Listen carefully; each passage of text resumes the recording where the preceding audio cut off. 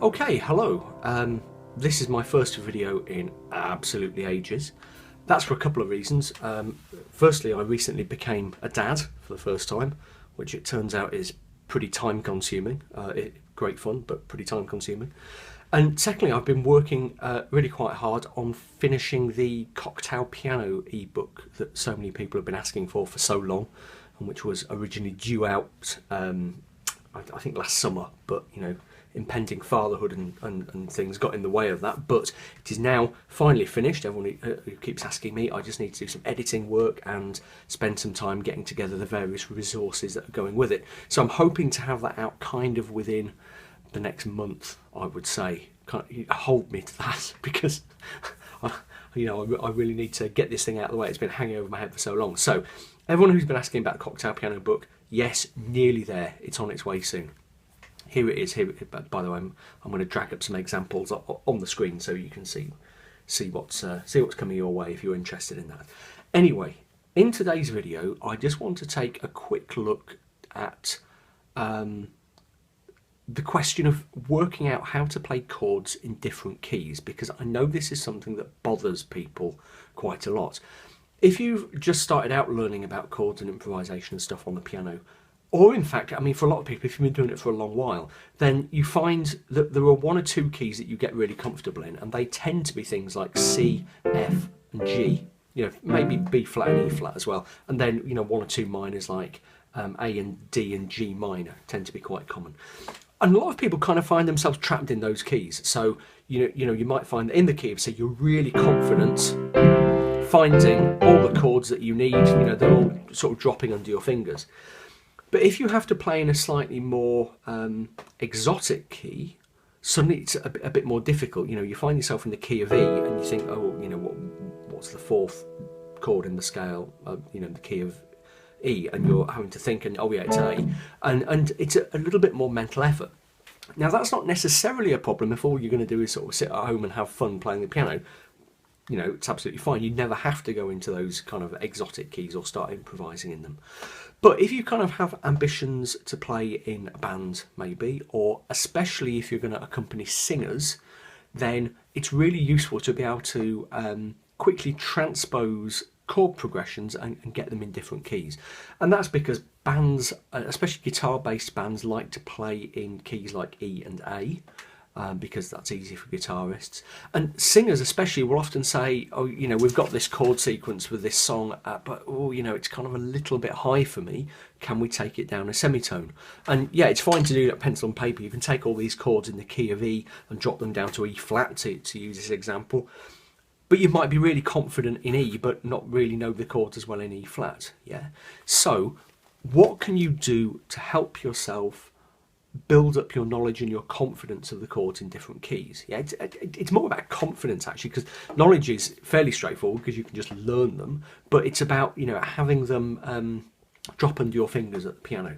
Feel comfortable in all keys. There's one very straightforward exercise that I used endlessly when I was learning all this stuff when I was a teenager, and it's quite simple. It's quite laborious, but it really, really works, or at least it worked for me. All you need is a simple chord sequence. It can be any chord sequence at all. Ideally, you'd start off by playing it in C, but you can start off in any key, as you'll see. And to demonstrate it, I'll just use one of the most common chord sequences, one I've used a million times, and that's this one. C, A minor, F, G. Okay, the world's most common chord sequence probably. You can even do this if you like. Yeah. And the way you start the exercise is just by improvising around on that chord sequence, and it can be really simple, really straightforward, and to start with it probably is a good idea if you keep it simple and straightforward. You could play some split chords. Yeah.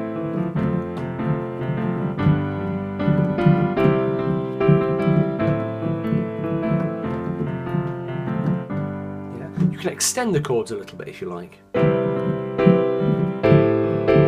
Play different inversions.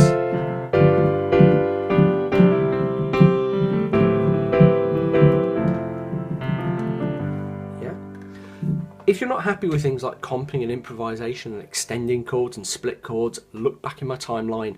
Everything is covered. There's a video about all of those subjects. Yeah, but for now, I'm going to assume you understand how to do that, at least at a kind of basic level.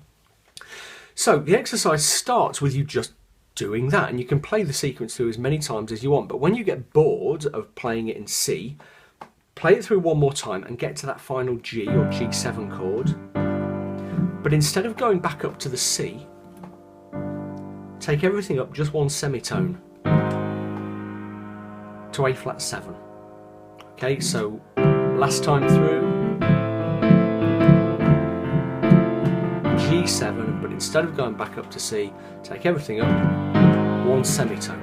Now what that does is immediately take you into the key a semitone higher, which is D flat, because A flat 7 is the fifth, the dominant chord of D flat. See here how that naturally resolves? So play that C progression, go up a semitone, and now naturally we're in the key of D flat major. That's a really common way of changing keys. People sometimes kind of disparagingly call it the Disney key change, because you hear it all the time in sort of movie songs, especially Disney songs. You know, when they want to give the song a lift towards the end, they take it up a semitone using that kind of key change. One of the simplest modulations, to use a technical term, that you can do. Anyway, now you find yourself in the key of D flat major. So what you're going to do now is play the same chord sequence again in the same way, but a semitone high. If you need to work out the chords, jot them down. They're quite simple. D flat, B flat minor, sorry, G flat, A flat 7. Yeah, so just do exactly the same thing.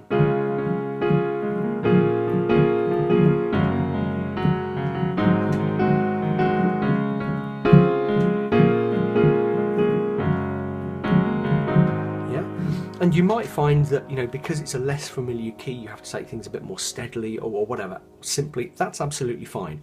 Just keep doing it for a while, yeah? When you get bored of that key, you do exactly the same thing again. So you play it one more time through, but instead of going back to the D flat, take everything up a semitone and you're on A7.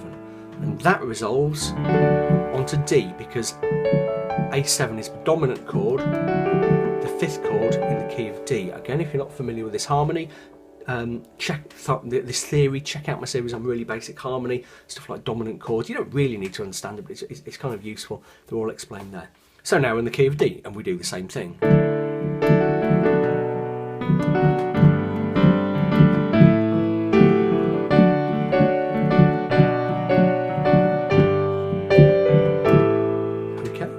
Really straightforward, and you keep repeating it. So when you finish with doing it in D, go from the A7 up to B flat, and suddenly you're in the key of E flat major. Yeah, similar sort of thing. When you're done, take it up to a semitone again at the end to B major, B7, and then you're in E. And you can keep going up and up and up and up and up the scale until you get back to C. Okay, and the trick is just to do it. It's really hard work for people who are listening to you, but just do it over and over and over and over again. And if you're in keys that you find unfamiliar at first, just get used to the feel of the chords dropping under your hands, and try to do it with different chord sequences. Yeah, so you can take a chord sequence like this one, something a bit more rocky. Maybe using different chords or whatever, but do exactly the same thing. When you get to the dominant chord at the end, up a semitone and into the key that's a semitone higher. And as I say, the trick is to do it endlessly and to get more inventive. You know, learning happens, improvisation learning happens when you're playing around, when you're fooling around, experimenting, seeing what will work and what doesn't. You know what kind of sounds you can make. When you get into the difficult keys, you know, say you're in, I don't know, B, and you're thinking, oh, ow, you know, it's really hurting my head to try and figure out which chords are next. Oh, what is it? What is it? Oh, it's that one. That's good. Really stick at it, because it's when you're having to make that real mental effort that the really good learning is going on. Okay, so if you're really sweating, if it's really feeling like hard work, that's the good stuff. Okay, and you know that's the kind of practicing, the kind of playing, the kind of experimentation that will really help you improve. Okay, so lovely little exercise if you're not very confident with chords in different keys. That's it. Any questions, give me a shout. I'm going to do a big catch up on my YouTube questions and comments soon, because I haven't really had time recently. Do check out my book if you're not familiar with it, How to Really Play the Piano, the stuff your teacher never taught you. So all this stuff about harmony and improvisation and comping and things, it's all in here. All the very basic stuff you need to get started with understanding harmony, improvisation on the piano. Check out my website as well, www.billspianopages.com, where you'll find loads of useful stuff, including a complete index of all my tutorials. As I say, the cocktail book is going to be out soon. I'm hoping to get one or two other projects nailed down this year as well. Having a baby means I'm working at home much more, which is kind of cool, rather than spending my life in hotel rooms and on trains as I do for my day job frequently. So it means I have a little bit more time and flexibility for doing this kind of thing. So hopefully we're going to get some more stuff on the road in 2015. There we go. Hope that's useful, and I hope to see you again very soon.